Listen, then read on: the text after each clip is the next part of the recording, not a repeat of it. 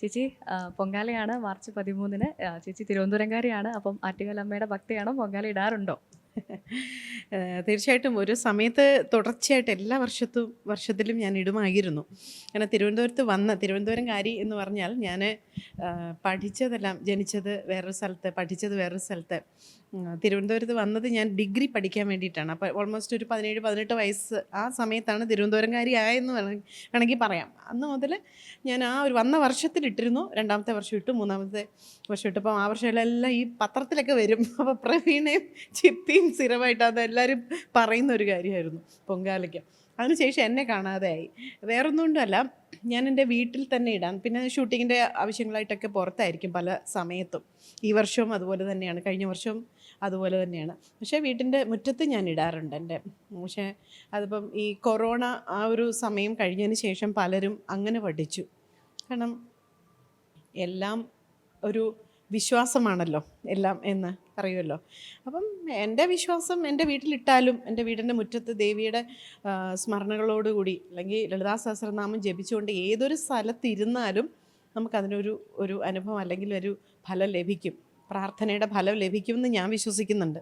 തീർച്ചയായിട്ടും അതെനിക്ക് ലഭിച്ചു. അപ്പം ഞാൻ വിചാരിച്ചു, ഓക്കെ, പൊങ്കാല ഇടണമെങ്കിൽ അവിടെ അമ്പലത്തിൻ്റെ നടയിൽ തന്നെ പോയി ഇടണമെന്നില്ല.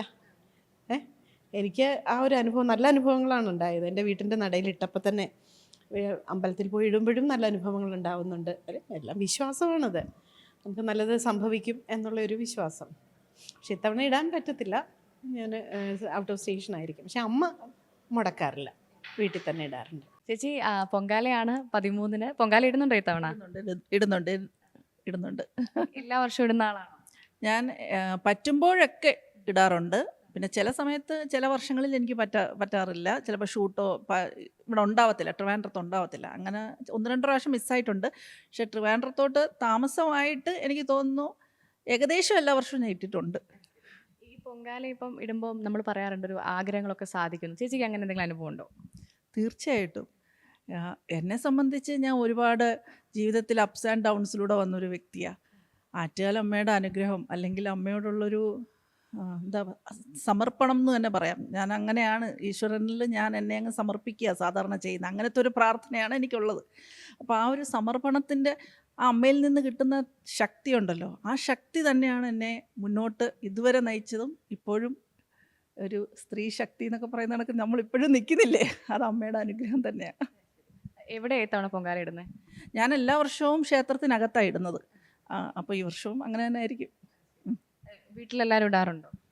ഇല്ല, മക്കൾ കൊച്ചുങ്ങളായതുകൊണ്ട് അവരാരും പൊങ്കാല ഇട്ടിട്ടില്ല. പക്ഷെ എൻ്റെ കൂടെ പൊങ്കാല ഇടാൻ വേണ്ടി 2 പേര് മിക്കവാറും എല്ലാ വർഷവും എൻ്റെ കൂടെ സഹായിക്കാൻ വരും.